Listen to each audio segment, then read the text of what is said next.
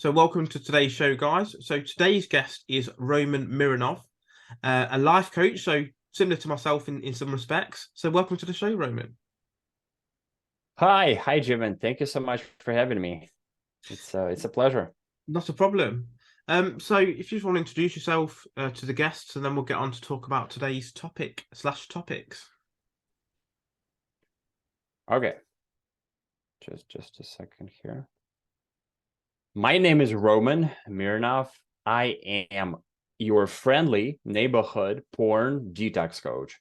And yes, that's what I do. I help people get rid of porn addiction so that they take themselves from level 1 to level 5. And then I'm happy to guide them, to push them, to use that as groundwork for living a better life, more success, more happiness, an amazing intimate relationship, and things like that.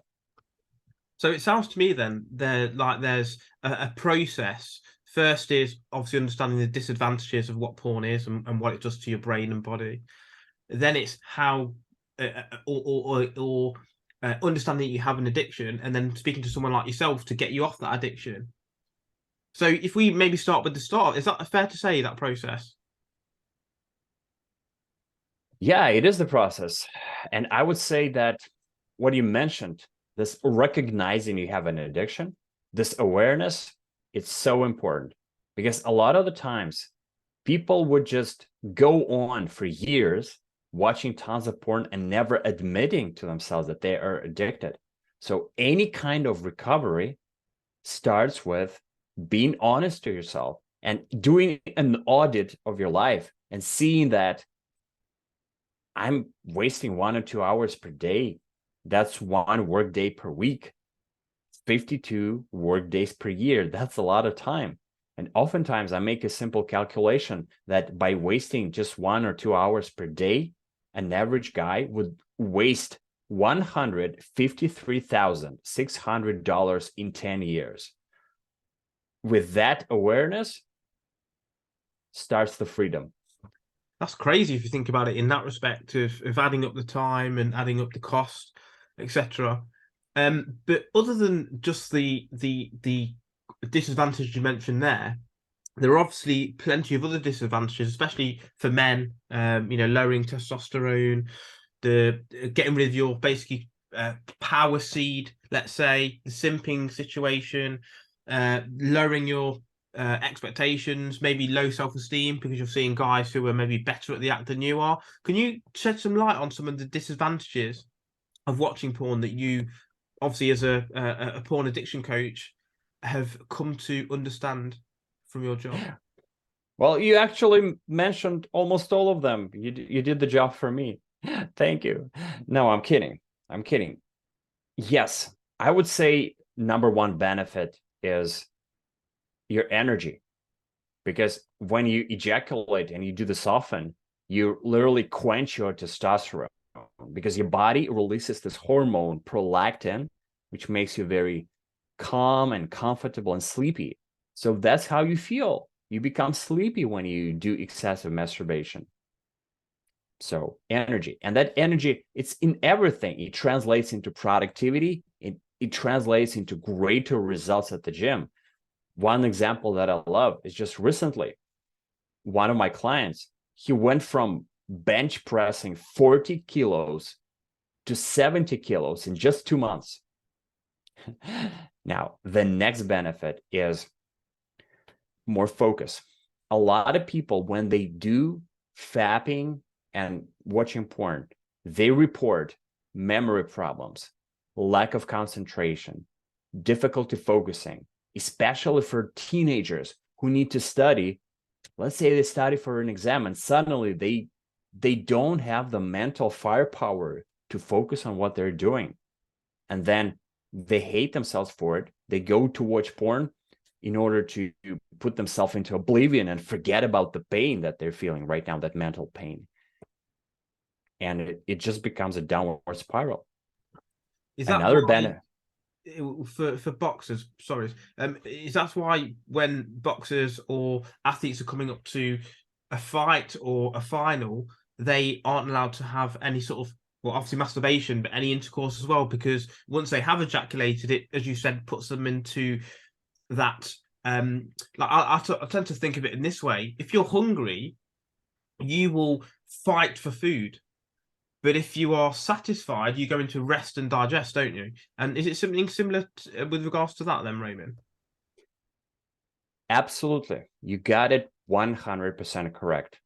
I would not speak for every athlete or every boxer, but we have a lot of anecdotal evidence for sure. Muhammad Ali, Mike Tyson, they did semen retention before fights.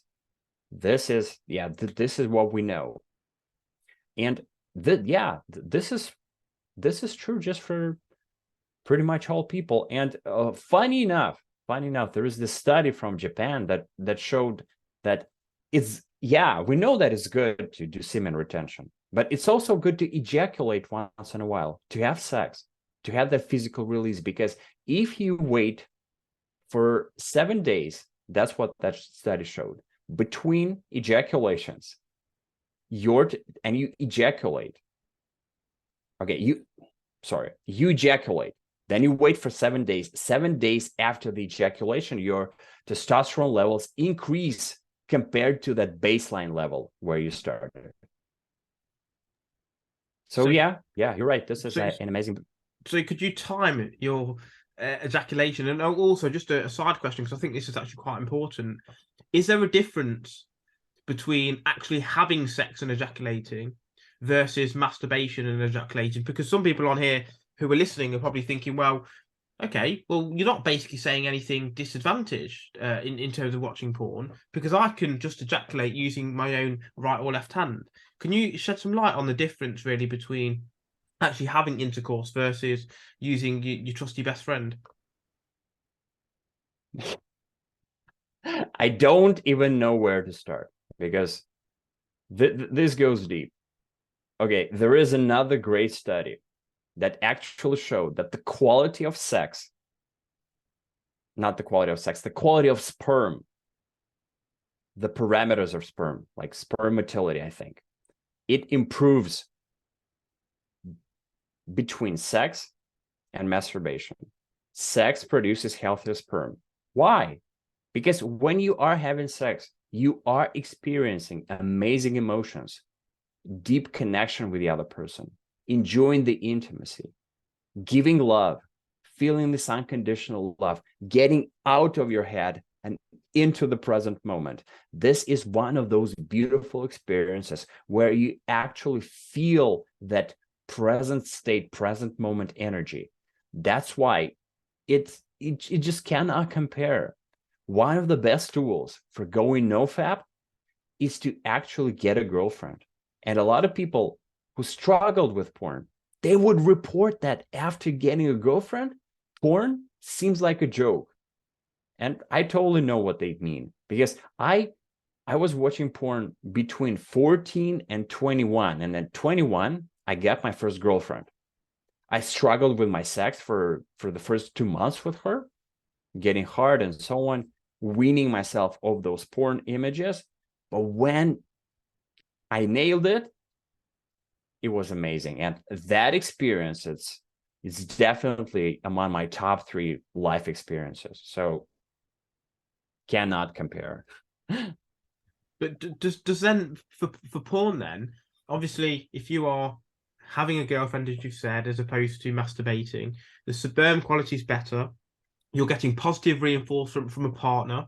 You're also getting positive reinforcement in respect of you've had to meet this person, you've had to develop a relationship with this person, you've had to tick all of the boxes in order to get yourself into that position. Whereas someone who is just going on one of the websites, for example, they are getting positive reinforcement for bad behavior. Can you shed some light on that as well, in terms of what people can do to, as you said, wean themselves off these type of videos? Because look, at the end of the day, if you are watching especially hardcore pornography and you then get a girlfriend and you realize that maybe she's not going to do some of the stuff that you've seen these porn stars do, again, is that going to affect your ability to enjoy it?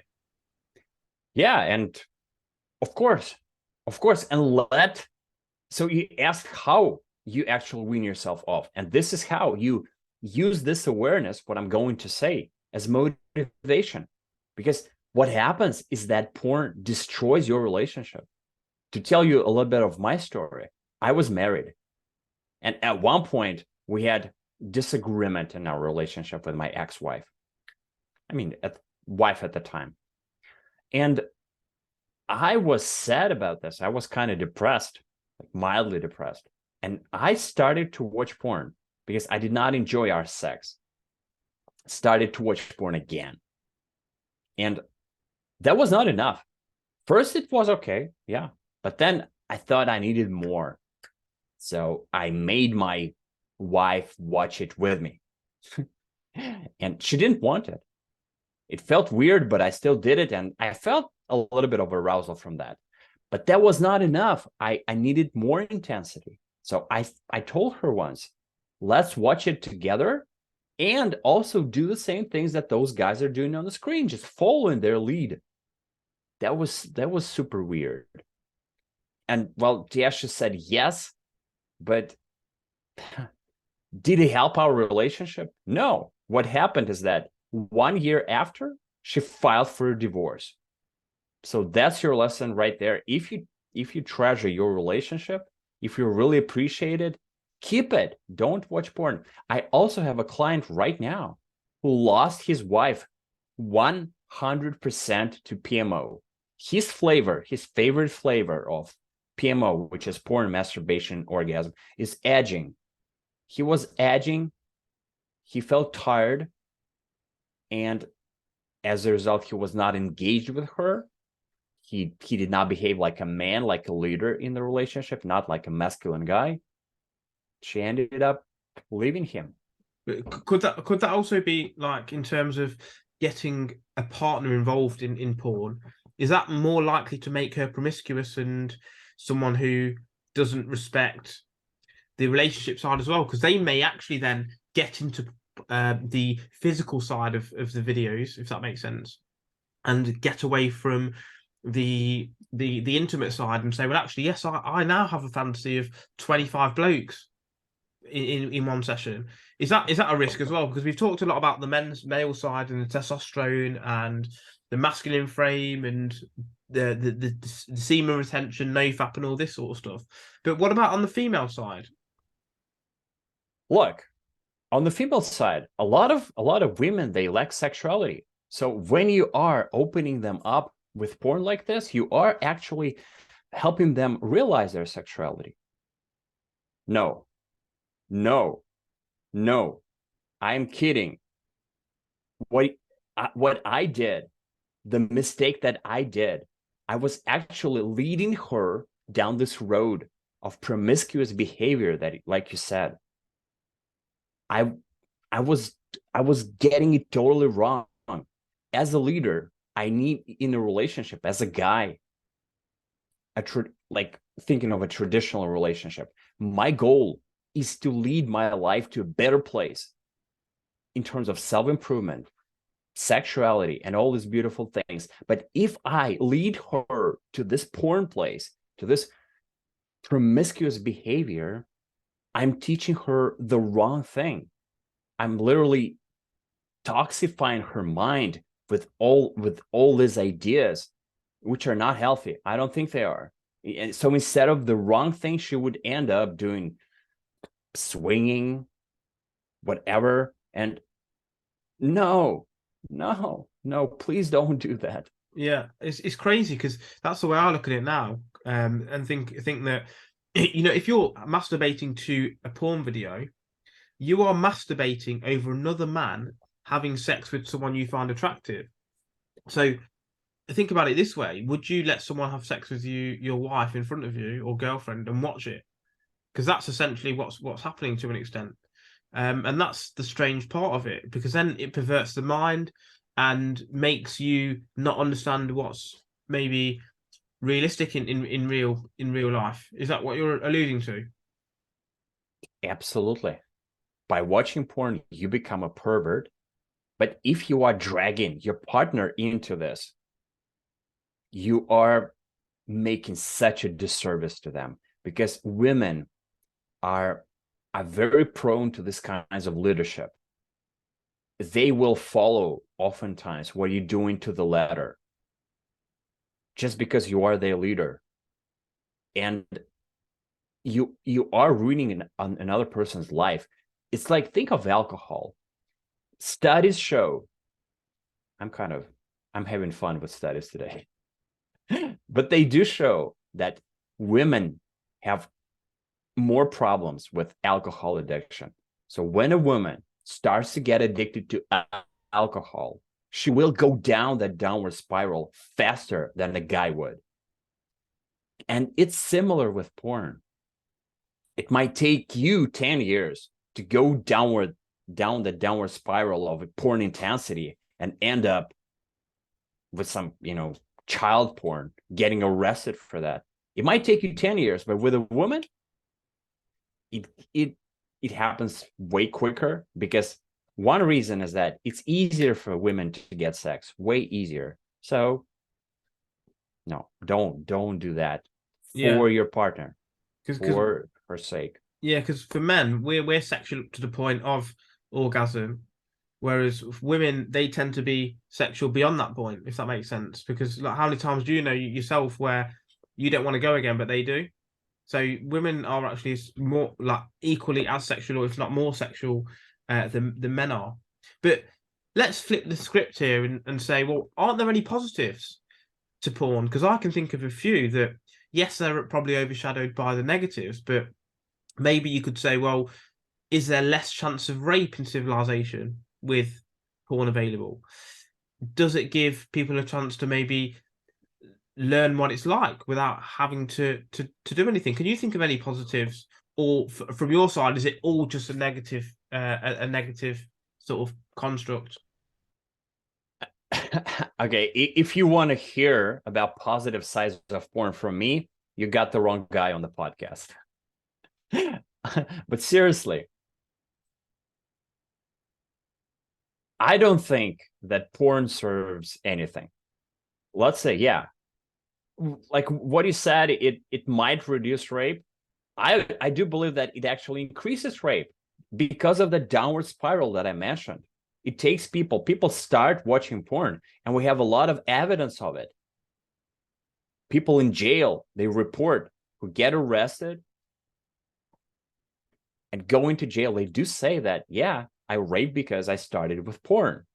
They go through that downward spiral, starting with simple images, then they go to softcore, then regular, then hardcore, then animal stuff, weird stuff, creepy, until even that is not enough.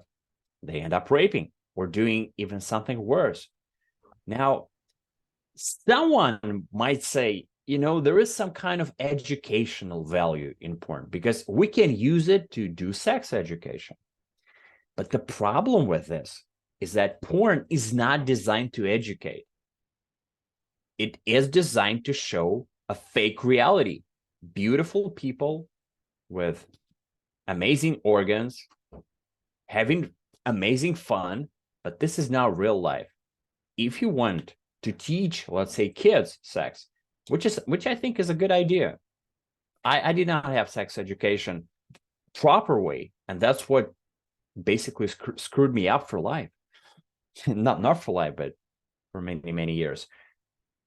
That's my take on it. Well, this is the whole point in having a conversation, isn't it? Because they're the sort of positives that people put across, aren't they? Oh, well, if I wasn't watching porn, I'd be out there harassing girls. If I wasn't doing this, I'd be doing that. So what you're saying is that it's a gateway drug to more sexual desires and weirder sexual desires. Is that what you're basically saying there? Yes. It's a matter of intensity. Just like with anything, if you start eating, when you have a meal, you don't start with the dessert. The dessert comes last. Why? Because of that pleasure ladder. You start with simple things. You start with salad. Then you go to something more tasty, like protein. And then you go have the dessert. Same thing with porn. Because if we eat the dessert first, we won't enjoy the salad. So we start with something simple with porn, and then we need to keep increasing the intensity. Otherwise, we won't feel anything. Just like going from protein to ice cream. We still want to eat, but we can't enjoy the protein anymore. We need something tastier. Here comes more intense porn. So if someone was to come to you today and let me paint a picture of a fake client. So they are 23 years of age, never had sex, never kissed a girl, and they watch porn 3 times a day. What would you start with them to try and get them to change their life around from someone who is obviously addicted to porn, who obviously has been watching it for probably 8 years, 9 years, never had a girlfriend, never kissed anyone, has already got this false reality of what sex is like. Where would you start, Roman? Well, let me tell you what I would not start with. I would not start with shaking their hand. No, I'm kidding. I'm kidding. I feel for those people, because I feel for your listeners if they are addicted to porn right now, because I've been there. I know how it feels. I've wasted a lot of time, a lot of effort, and I have a lot of regret. So the first thing I will say to a guy is that you need to stop it now. 23 is already too late. You should have stopped this back in your teenage years, because the only sort of quote unquote valid reason to watch porn is for teenagers as a replacement for sex, because they oftentimes don't have access to it. So I don't support it, but I do understand this for teenagers, but not for someone in their early 20s. At this point, this guy is supposed to be working on developing social skills, practical skills, building a foundation for the future life. Instead, he is choosing to live easy life now, but hard life will come later. Now, this is the motivational side. Now to the practical side. There is a system that I use, and it's not really rocket science. I just tested a lot of things with people, and I chose for this system the best tools that help the most. Here are some of them. So first of all, there are 3 components to this system. The first one is what I call a no-fap battle plan, because I see this as a real battle. This addiction is very strong, and it's a deadly enemy that will take you down unless you are really serious about this and you have this strategy, this battle plan laid out, and you follow it. Now, when it comes to following it, you need to have the second component, which is commitment. Without commitment, we can talk about it all day long, but nothing happens. And by commitment, I mean that a person commits to 1 hour of personal growth work every day, starting with this system that I'm talking about, which is available through my free NoFap course. And the third component is accountability. This is key. You have to make yourself accountable to someone else. Ideally, find a coach or a mentor who you will open up to about your addiction, and you will check in with them every day, making sure that there is this pressure from another person, being publicly committed, publicly accountable. This is huge.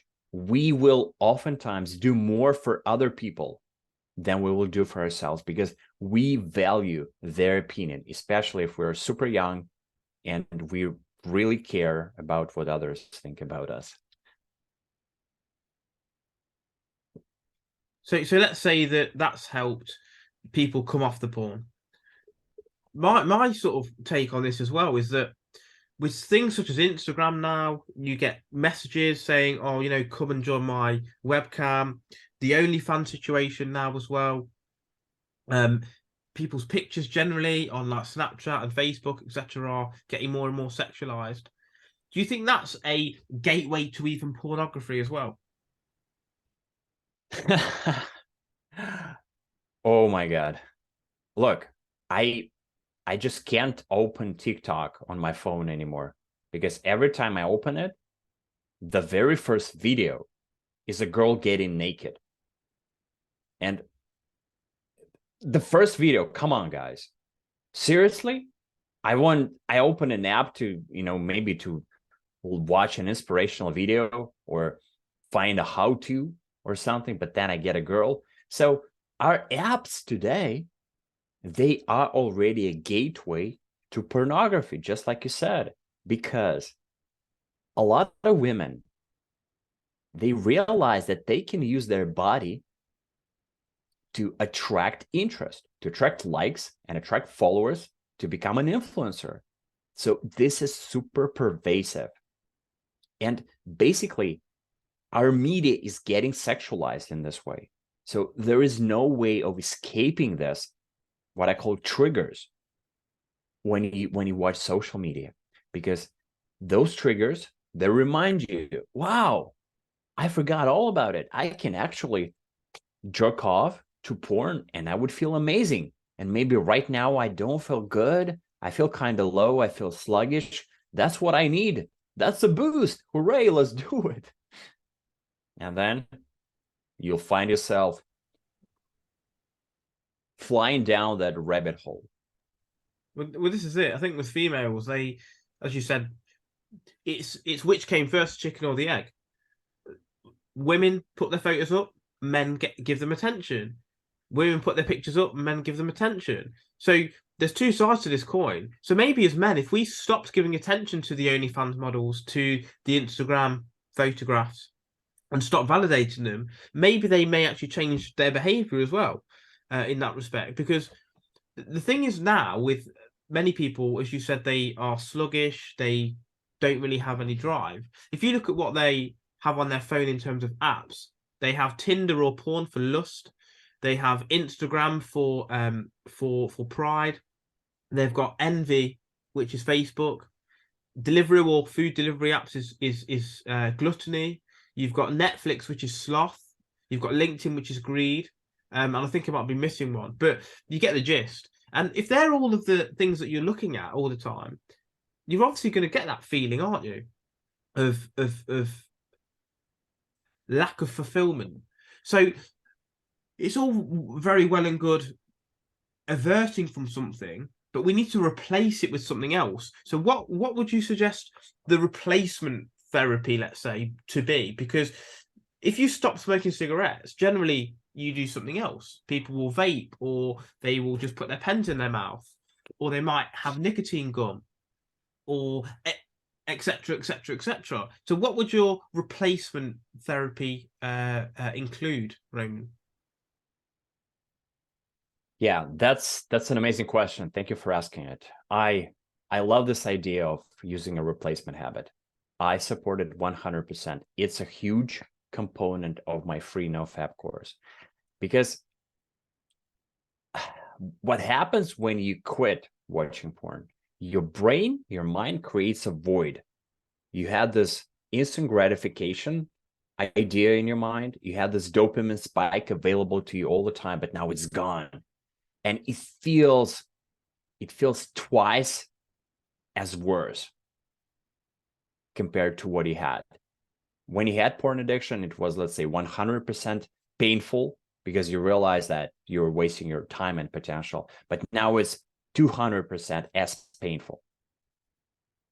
To feel in that void, we need to introduce this new replacement habit. And it makes easier to get rid of the old habit, because it's like you are deinstalling the old habit and installing the new one in its place. Then it gets easier. Now, my favorite replacement habits is something that you can do right away and that also feels good, because when you associate pleasure with the habit, it helps you install it faster. Now, the things that people use as replacement habits most effectively are top 3. And they're super simple. You're going to laugh at this. Taking a walk. By taking a walk, you push yourself to be active. And that sends a positive message to your brain, because you're not alone. You're not sitting in your room. You're not lying on your couch. You're moving. This is good for your mindset. Plus, you go out, you engage with the outside world, you smile to other people, you say hello, maybe even have a conversation, for God's sake. God forbid. Second thing, meditation/prayer. If you are religious, pray and trust your recovery with God. Ask for willpower. Very helpful. If you are religious and you are not using prayer as a way, as your replacement habit and a way to fight urges, you're missing out on an amazing opportunity. Another alternative is meditation. Sit down, and it's easy to do guided meditation. There are many meditations available. I also have a few meditations available on my YouTube channel, specifically for NoFap. You sit for 15 minutes, and you get positive messages. You focus on what's real and what you want versus what you don't want, which is porn addiction. Boom, you snap out of it. And the third one is exercise. If you can't hit the gym, do it. You will feel amazing after, and this will reinforce the positivity that's in your life right now, thanks to quitting porn addiction. If you can't hit the gym, okay, fall on the floor and do push-ups, as many as you can, ideally to failure.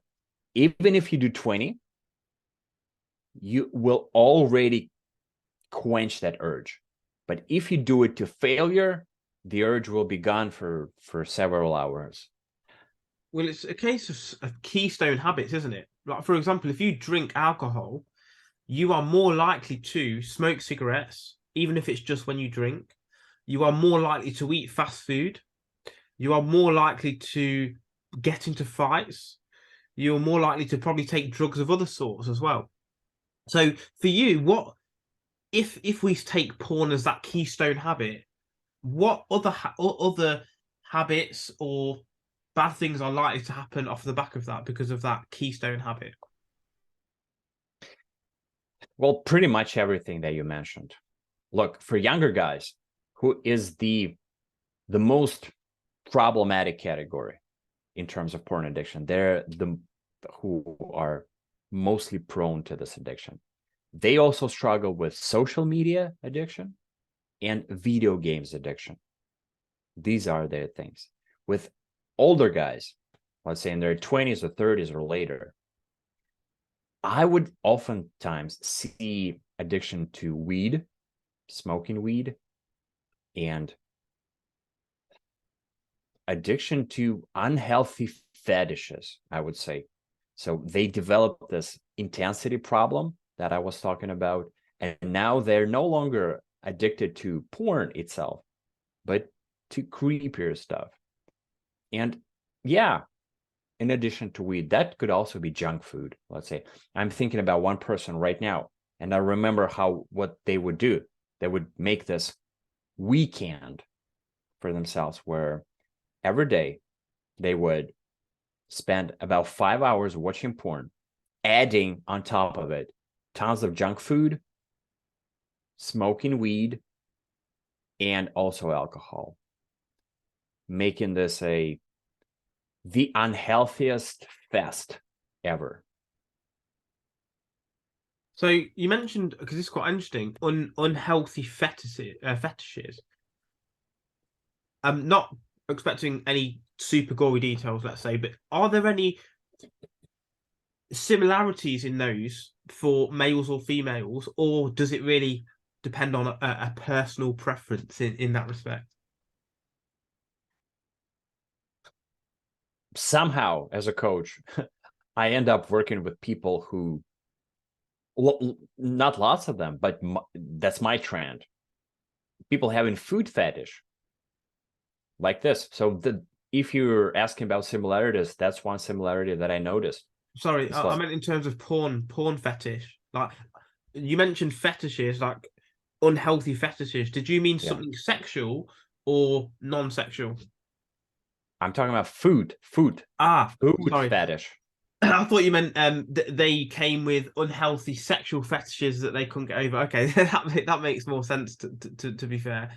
So with your clients, etc., how long do you normally work with them before you can help them be cured or weaned off the pornography? And for example, have you ever dealt with clients that have successfully come off, but for whatever reason, a life event change or a loss of a girlfriend, they've reverted back to their past ways? And have they recontacted you? That's a good question. That's a very good question. In fact, one of my most heartbreaking stories is this person who was porn free for 2 years after starting working with me. And I thought that he had it 100% down. And one day we sat down and he tells me that he relapsed. And I was dumbfounded, like, how could that happen?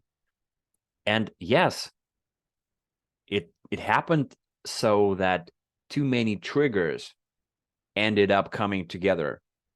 He was in another city that was full of those triggers for him. He was around a place, around a district with many massage parlors. He remembered how great it felt. He had a lot of free time. He was bored. He had a lot of cash on him. So he ended up deceiving himself, going into one of those parlors, thinking about massage. But when he had the massage, he felt so amazing, so aroused that he said, I worked hard for 2 years. I think I deserve this now. So in the moment, his animal brain deceived him, got the best of him. And that's how he succumbed. With that said, look, as a coach, I do my best. I push the person. I give them the best tools. I give them feedback. I show them where they're making mistakes. I show them their triggers. But ultimately, this is my goal. My goal is to take them to 30 days of no porn and no masturbation so that they see how amazing they feel. And now they have this reference point. They know how their life can feel. Now they feel alive, more energy, more smiles, more success. They feel amazing, more confidence. I want to help them create that reference points so that they can use it later as motivation. That's my goal. Beyond that, I cannot control them because frankly, for me, watching porn is not an option, no longer an option. And I want to pass on the same mindset to another person. But in the end, I can't control what they do. My goal is to show them the way, give them the tools, and let them take that journey themselves. But you're obviously quite a strong character in terms of mentally to say that's not an option. But for someone who's maybe not as strong, they will say, well, look, I'm not going to pay for OnlyFans, but I can go on and a host of websites that pornography is free. There's thousands of videos. I can get anything I want to. What are there any sort of phrases or ways to think about porn that will make it disgusting enough to stop your behavior, if that makes sense? Because, like, it's all well and good saying to people sometimes. I'll use myself as an example. Like, if I said to someone, "Look, don't do that for this reason," sometimes when you tell people to do something, they don't understand the reason why. But if you reframe it in a way that makes them think differently of something, it makes them disgusted in their own actions. Is there anything like that that you could maybe put across to the listeners that may change their view on pornography as a whole? Okay, here's one that I really like. What you see on your screen and soon coming to your VR, you see a perfect scene, a beautiful picture. It's so enticing and it's better than real life. Now, look beyond that picture. What is it? So basically, this is a scene, let's say in someone's house, right? Where they prepared everything for a set.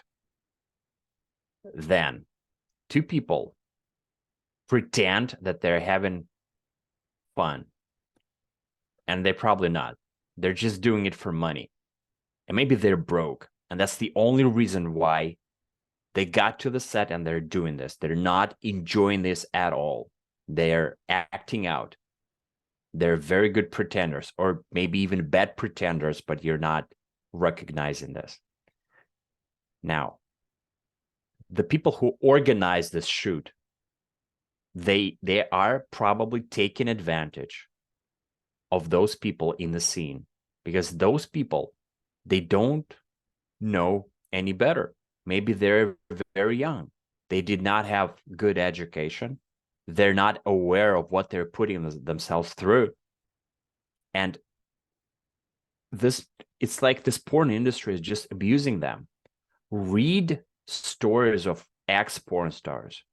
They basically all struggle with having normal intimate relationships because they basically screwed themselves for life by living this kind of lifestyle.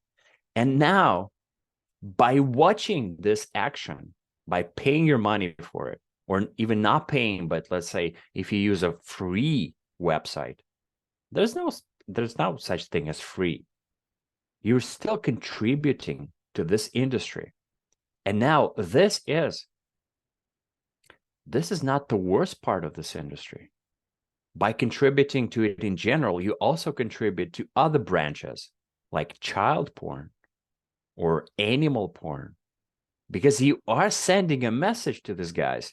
Guys, this is good stuff. Make more of it and make different flavors of it. You are a contributor. You are a donor. That amount of money that I mentioned in the beginning of the podcast, $153,600 in 10 years. You are sending that money to the porn industry so that it keeps abusing young people who don't know any better. So do you want to do that? Yeah, so are we the end user the issue? So, if you think about any industry where people want to ban drugs or they want to ban porn, or you want to ban McDonald's or ban smoking because it's unhealthy for you, are we the end user to blame? Because as you said, if we stop watching it, there won't be an industry left because there'll be no money, there'll be no attention. So can we as a collective actually change the future of porn, i.e., no porn? No. At this point of our spiritual development, of our consciousness, we cannot. Can we stop the climate change? No. At this point, no. We need something radical to happen. And porn is less of a problem. It's less obvious to most people. That's why we cannot solve it, because we don't even recognize that this is a problem. I get a lot of hateful comments from people. They watch my video and they don't even watch it to the end, because I basically I don't attack porn too often. I'm not saying like I hate it and so on. I'm just showing what I did, the benefits that I got, and I'm explaining some ways to get rid of this addiction. That's it. That's a typical video that I make. Yeah. Now, people won't watch it beyond 1 minute. They hear the word porn and they hear the word addiction, and then they bash me in the comments saying that I'm attacking porn and I'm wrong, because this is pleasure and they are entitled to this pleasure. When they come home at night, they feel tired. They have their right to porn because it gives them that relaxation.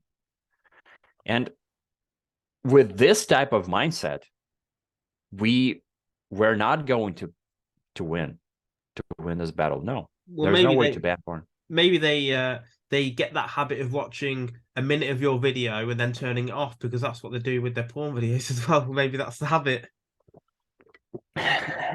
Yes. time to install better habits. Yeah.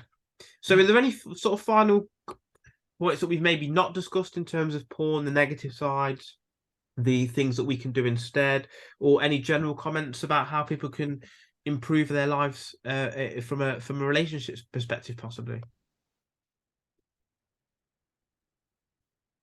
Okay, relationships. The problem with porn, especially with younger guys, and I know this from my experience, because porn was holding me back a lot. I was super shy. I had this strange idea that if I had a girlfriend, my parents would judge me for it. And I think this was happening because I taught myself to hide my porn. And then I thought that I should also hide my girlfriend, the non-existent girlfriend, from my parents. And I never took any action. And porn became my sex. I thought that this is all I had.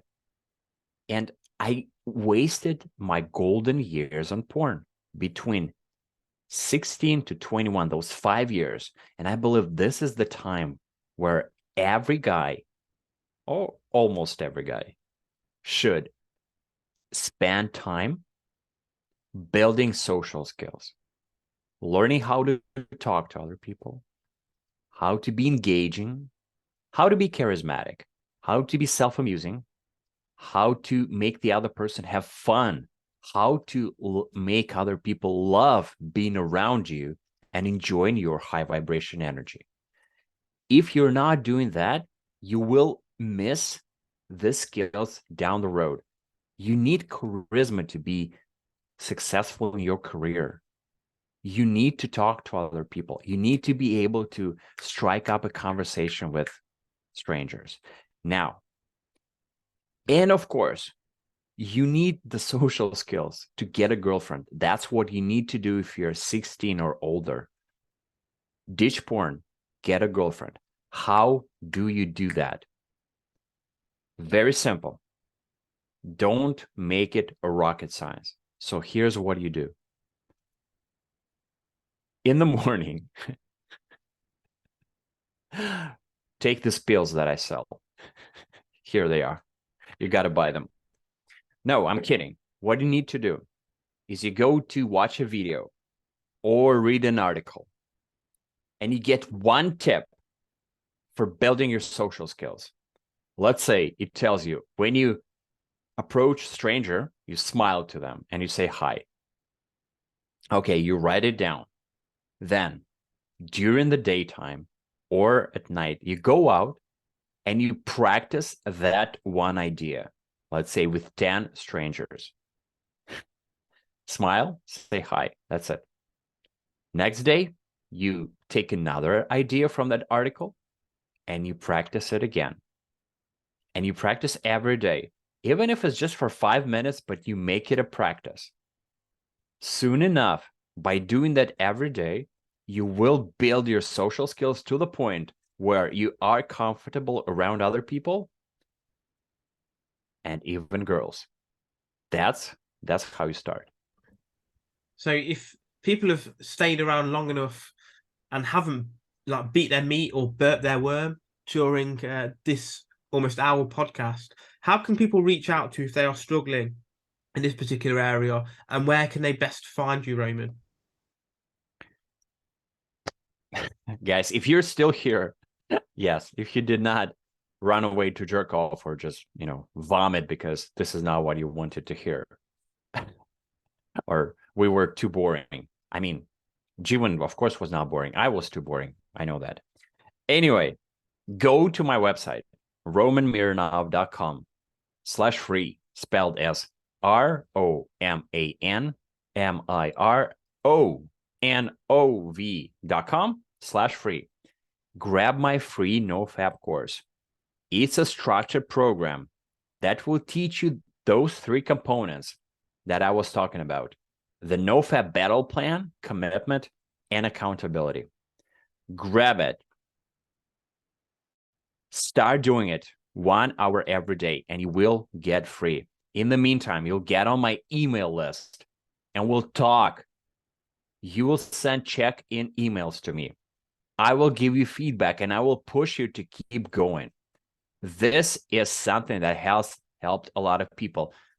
I know it will help you if you are a rare person who does not get rid of porn addiction with the help of the course. I'm here to give you even more help with other programs that I have. Thank you for the opportunity to say this. Excellent. Well, I'll put the notes down of obviously those bits in the podcast description as well.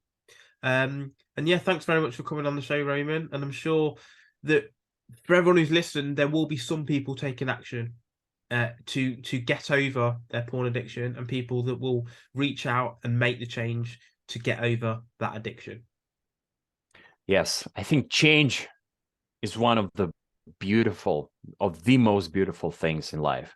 And when I see someone who makes a change, who doesn't just listen, but really puts himself or herself out there and takes action, this is so inspiring. And I know that you can be one of those people. Well, this is it. Change is nature's delight, as they say. So yeah, thanks again for coming on the show, Roman. And yeah, all the best. Thank you for the opportunity. It was a 5-star honor.